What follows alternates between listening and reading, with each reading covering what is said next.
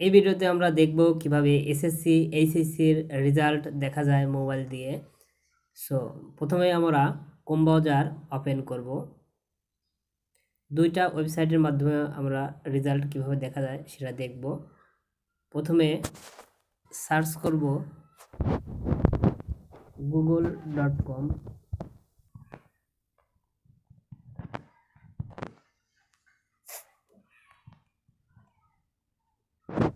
গুগলে প্রবেশ করার পরে আমরা এখানে সার্চ করব ই-বোর্ড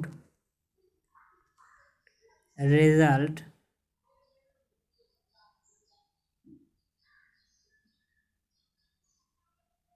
ই-বোর্ড রেজাল্ট লিখে সার্চ করব। প্রথমে আমরা eboardresult.com একটা ওয়েবসাইট আমাদের চলে আসবে। দেন আমরা এই ওয়েবসাইটে প্রবেশ করব।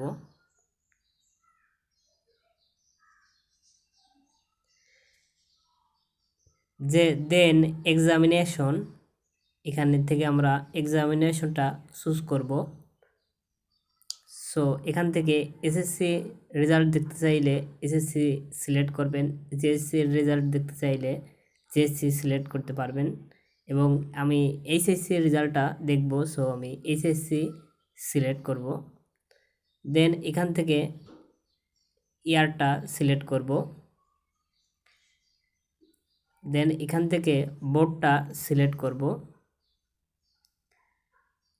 দেন এখানে রেজাল্টের টাইপটা চুজ করব। এখানে ইন্ডিভিজুয়ালি রেজাল্ট এখানে ক্লিক করব। দেন এখান থেকে আমি আমার রোলটা বসিয়ে দেব। দেন এখানে রেজিস্ট্রেশন নাম্বারটা বসিয়ে দেব। দেন এখান থেকে সিকিউরিটি কিটা বসিয়ে দেব। এখানে সিকিউরিটি কি দেওয়া আছে 1250। দেন গেট রেজাল্ট এখানে ক্লিক করব। দেন এবং রেজাল্টটা চলে আসবে, কোন সাবজেক্টে কি গ্রেড পেয়েছি সব কিছু বিস্তারিত দেখতে পাবেন। সো এভাবে খুব ইজিলিভাবে এই ওয়েবসাইটের মাধ্যমে রেজাল্ট দেখতে পাবেন। দেন আরেকটা ওয়েবসাইটের মাধ্যমে কিভাবে খুব ইজিলিভাবে রেজাল্ট দেখা যায় সেটা আমরা এখন দেখব। দেন এখানে সার্চ করব এডুকেশন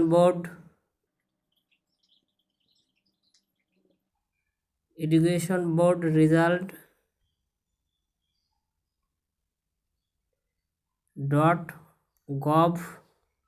.gov.bd লিখে সার্চ করব।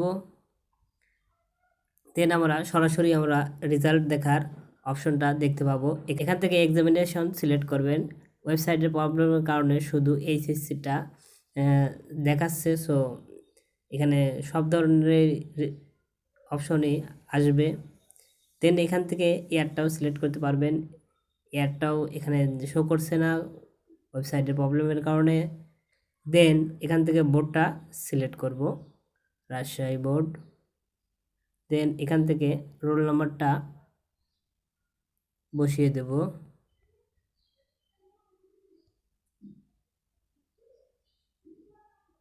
দেন এখানে রেজিস্ট্রেশন নম্বরটা বসিয়ে দেব।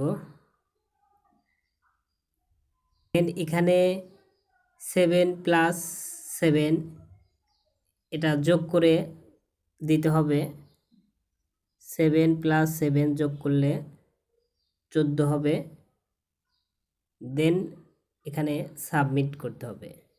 সাবমিট করার পরেই আমরা নিচে আমাদের রেজাল্টটা দেখতে পাবো। সো এভাবে খুব ইজিলিভাবে রেজাল্ট দেখতে পাবেন। আমার চ্যানেলটি সাবস্ক্রাইব করবেন, ভিডিওতে লাইক কমেন্ট শেয়ার করবেন।